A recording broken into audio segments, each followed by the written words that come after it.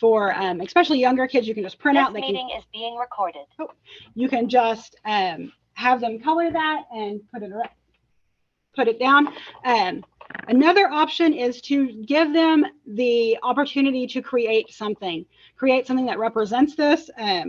My daughter's in my class, and this is one of her, she's a crafty girl. She created this lovely life cycle necklace, so I got to steal that. But we use, in my STEM class, we use this engineering process, which a lot of us use, but this is, it's done again on the Oklahoma Ag in the Classroom website. This is my favorite resource. I use this all the time. They have 2 different levels. If I like the early childhood elementary one because it gives them more of an option. On the front side, it's the process.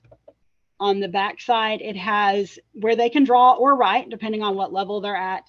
And it goes through what is the problem.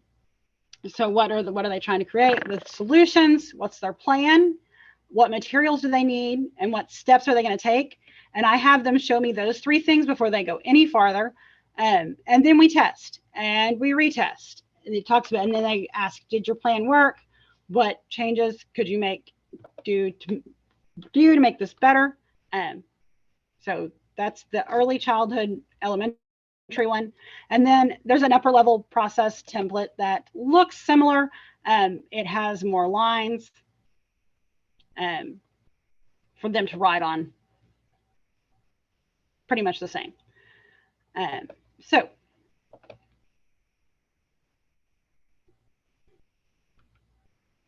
oh no.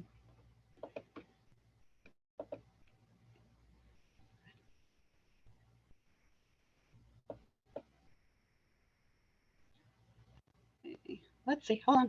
I'm always causing trouble. It's reloading, hold on.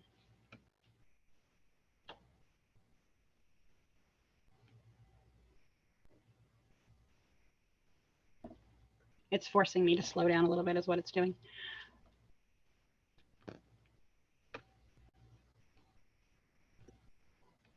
No questions so far, but in 5th grade, you said that they have electives. How many other choices are you up against in your 5th grade STEM elective?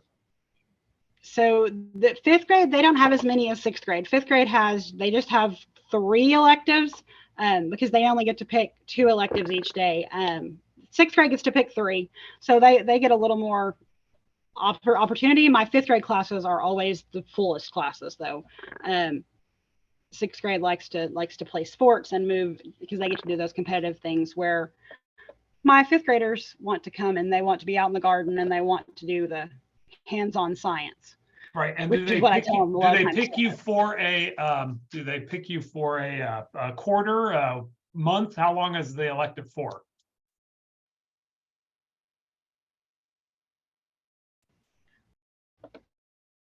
And you're muted again. Clicking itself out. Can you hear me now? I can hear you. You're good. Yep. Yeah. Okay. I clicked the right button. So I have the entire year. Oh, they pick for the entire year. Got it. Okay. Yes. We have another question just came in. The name of the book, Nuts Oh My. Sorry. Oh, Fruits, Nuts, and Veggies. And it's a free download on the Oklahoma Ag in the Classroom website. Perfect. I don't think they have it in print anymore. I think you have to download and print your own. So. Perfect. There you go. All caught up then, Dusty. All right. I'm getting back where I'm supposed to be. All right. Oh, I'm causing all kinds of trouble. I go to the right slide. We're going to move to my favorite part if I can get there.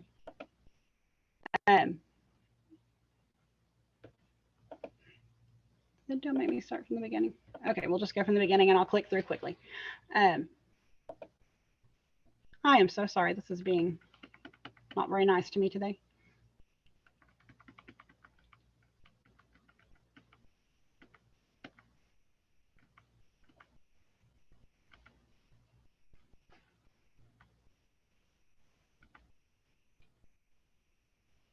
Okay, fingers crossed, something's gonna happen. Okay, so Now this is where we really dove in deep. My first deep dive into this pumpkin fun. Pumpkin Jack is the book that got us into this. This is a beautifully illustrated, wonderful to read aloud for, like, if you do read an accurate ag book week. This one works great. It has beautiful images. There's audio on YouTube, and I've put that video in the presentation. I'm not going to read it to you, but it's there for you if you don't want to read out loud. If it's one of those days where you read it aloud and they need to hear it again, that's there from a different voice. The lesson on Oklahoma State Ag in the Classroom is Case of the Missing Pumpkin. And this is absolutely one of the best lessons for kids to be invested, I think, of any age level, and you can change the lessons that go with it. The standards they have on here are for 3rd and 5th grade. I used it early on for 6th grade, and it worked super well. This one has an experiment where they design and conduct an experiment to observe a pumpkin decomposing and then record those observations.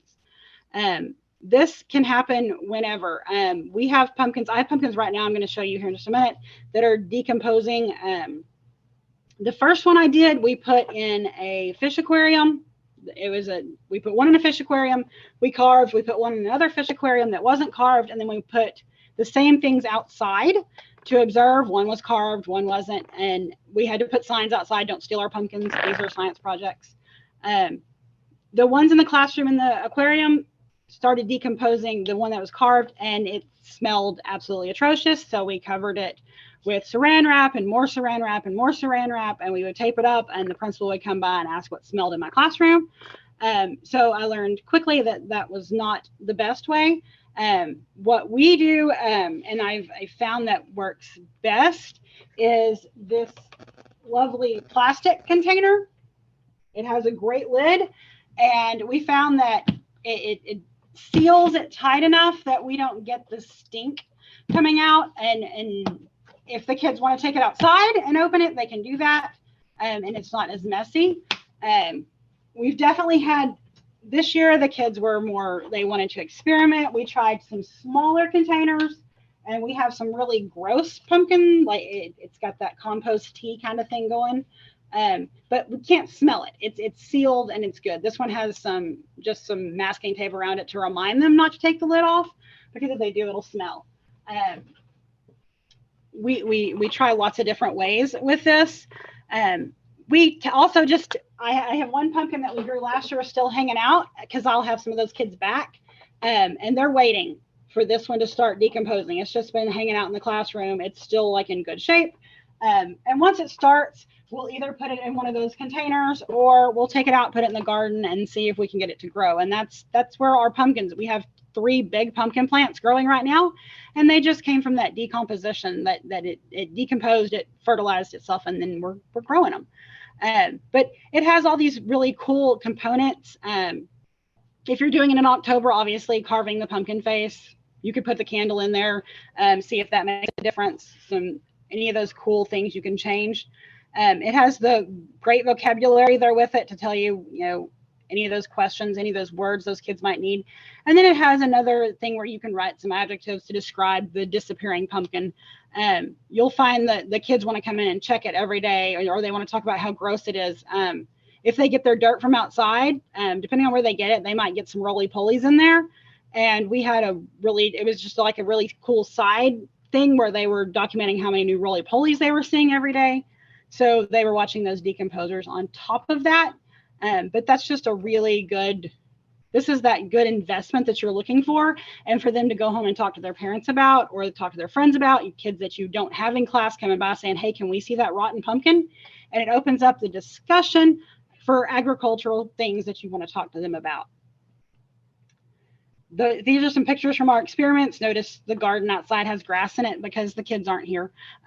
But we have pumpkins growing. They're coming straight out of the decomposing pumpkin that we put in there. And there's our compost tea in our container. Pumpkin chunking. Pumpkin chunking is a huge buy-in. We chunk the little candy orange Halloween pumpkins that lots of people think are gross. My kids want to eat them, so it's always a fun thing trying to keep a good balance. We build them. There are lots of instructions out there.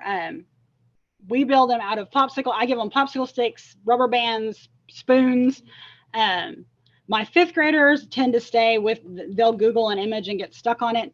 Sixth graders, after they've done it as a fifth grader, they come in and they want to build something bigger. They've built catapults. Sometimes they build trebuchets where it has like where it flings. They're not limited. This is definitely a STEAM activity. I don't want to give them an instruction and say you have to build it this way. And we spend a couple weeks on this because they go back and they fix it and they see how far. We measure for accuracy and we measure for distance. So you can see there's a pink pool, and just beyond that there's a second blue pool. The pink pool, if they got in there, they got like a piece of cheap Halloween candy. If they got it in the blue pool, it had full-size candy bars. So they were aiming for that. I think a couple hit that one. They were just excited that they were getting to launch. And we worked on that, and it's a pretty good distance out there. But this is definitely one of those buy-ins, and it's great for that, especially in October when they're running up on Halloween and they are so super hyperactive and need something outside to do. And you can buy the pumpkins from at the end of Halloween on clearance and put them up and save them, and they're cheap to launch.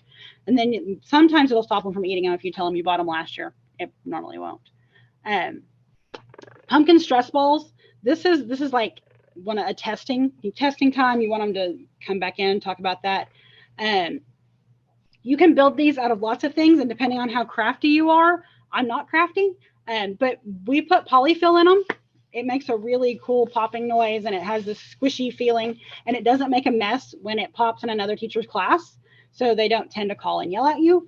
You can do lots of stuff. I mean, we've made these with flour. You can put cornstarch in there, gel if you're really adventuresome. Maybe your pumpkin putty could go in there, but these are a good something in their hand, another one of those things they leave with and they talk about as they go down the hallway. Dusty, before you move on to the next one, we did get a question. Somebody who did decomposing pumpkins, 15 classrooms, only 7 of the pumpkins actually decomposed. Any idea why some didn't compose? They were all in a pitcher, small pumpkins, soil, water, everything was the same.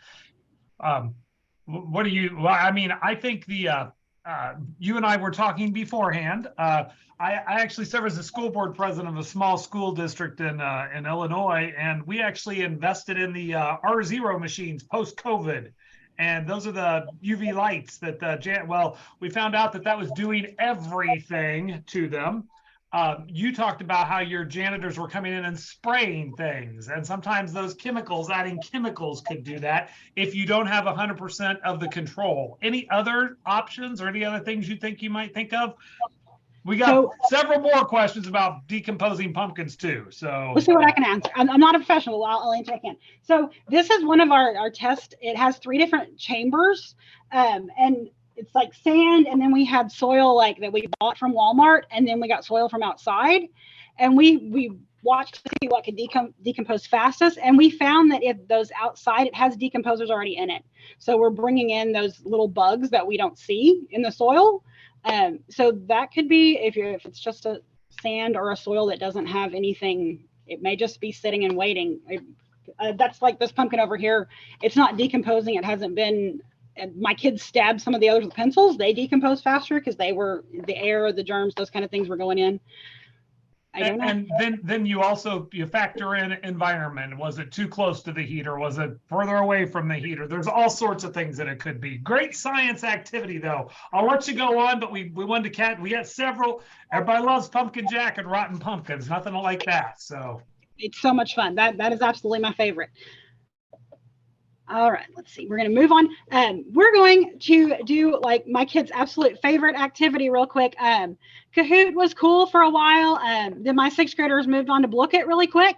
And this is our favorite. It gets loud and it's amazing. And I wish I could had you all in the room here so I could hear the chaos because it's great. But if you will go with me to blookit.com, and it will bring you up to a board. Let me see if I can go. And you don't have to sign in or do anything fancy. when you get to this Pocket.com, if you will join a game, and I will log in and get you the login, just over here, you'll click join a game. You don't have to sign up. You may want to after you play, because then you get to change your character and do all the fun stuff.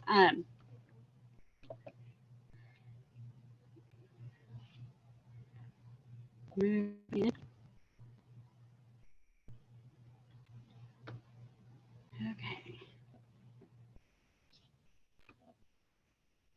It knows I want it to hurry.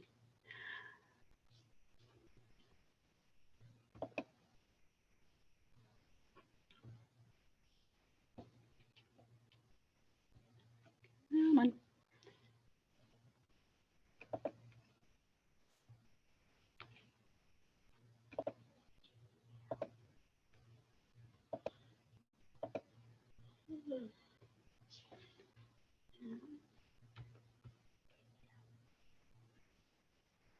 I'm loading, I promise.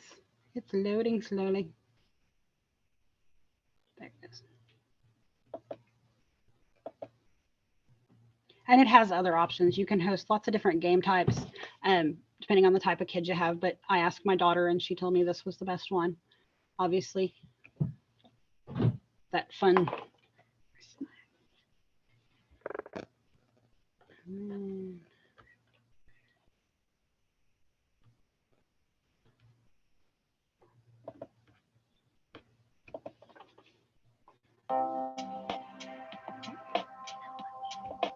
Oh no, we may not be doing this because their team is having trouble. Let's try one more time.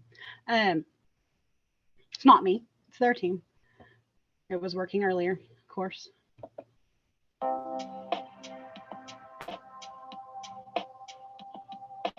Oh, there we go. Okay, so if you go to this, and then there's the ID number.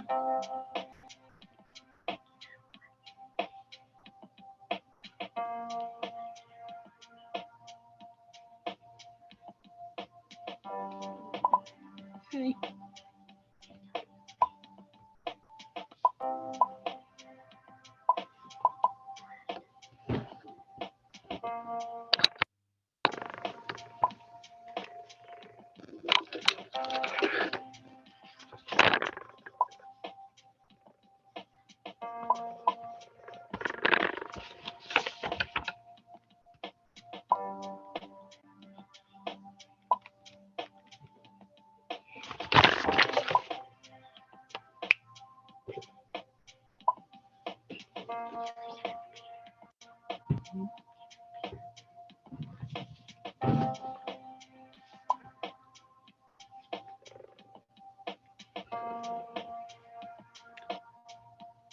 Right, so I'm going to go ahead, give it about another 20 seconds, and then I'm going to hit start. Excuse me. This game will allow you to enter as we're playing. So if you haven't gotten in yet, you can still join us. It allows you to go in while we're playing.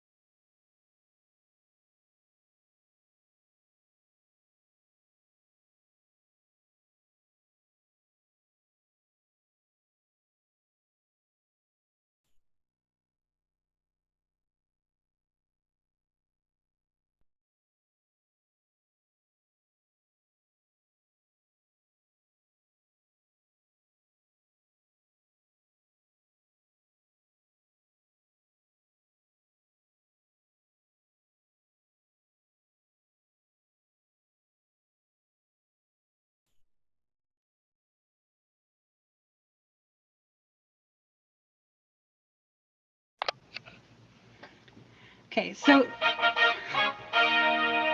this is one of my favorites for a couple of reasons. We play this because the difference from Kahoot is that instead of you get it right, you get it wrong, you move on, it presents itself in that review form. It comes back over and over. So that kid that always wins Kahoot, because they always know the answer, they're always fastest, they're not necessarily going to be my winner when we play Book It.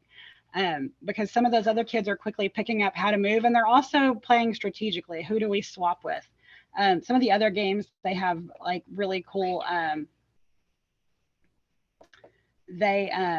instead of like, they like have like things they can do to stop each other instead of just this swapping the gold. They have like punishments they can put onto other people, or things where they can't see their screen, and then they like to argue about those. So let me get back real quick into PowerPoint.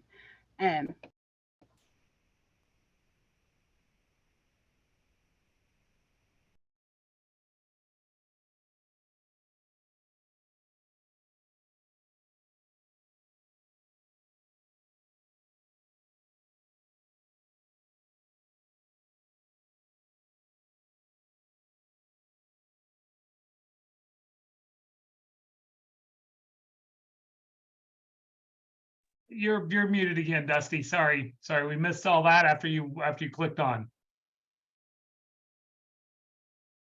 Okay. There you go. Get it? Okay. Yep. I was just talking to myself. It's okay. It's normal. So this link, the QR code, will get you to a Google Drive that has this presentation on it. It also has the downloads of the engineering process papers and the fruits, nuts, and veggies Oh My there. My email's there. You're welcome to email me, and I'll keep checking. I found some hidden emails in my spam that I've got to answer today. So please, if I don't answer you, give me some time, make sure I'm looking. And then I've also included our class quote that we use. We add a little to it. We say, try again, try again, fail better. And my kids will give me that kind of exasperated all the time. They'll come to me and say, this doesn't work. And I'll be like, what do you say? And they're like, try again, fail better. And so but that's our kind of method with what we're doing. It's the great part about STEM is that you can do it again. We talk all the time about it's okay to fail, because we can try again tomorrow. So sometimes our pumpkin experiments work great, and sometimes we make stinky messes in a jar that we have to figure out what to do with. But we can try again because we have more pumpkins. We're growing them again. We'll grow more. That's right. That's right. More. So any last minute questions for Dusty in the panel? I'm a big fan of the Book It. I was Illini Ven on there. So I finished third. Darn it. I was really trying. So but thank you. No questions. Look like we've got all the questions answered. So thank you again for presenting. We know the school's right around the corner. It's almost August, sorry to say, but school will be starting here soon. So thank you for giving up part of your summer to be with us. We really appreciate it, both in Orlando and here. So again, thank you to Dusty McCartney from Ada, Oklahoma. We'll be thinking about you with pumpkins as we do all this stuff this fall. Everyone else, we're going to take a quick break. Get a 10-minute stretch here. We'll be back at the top of the hour. We're going to do books and bulletin boards. We're going to walk you through books to use with your bulletin boards throughout the season. So we'll take a quick break, and we'll be back right at the top of the hour. Thank you. Thanks again, Dusty. Really appreciate that. So sorry you had the problems with the AV, but everything worked out in the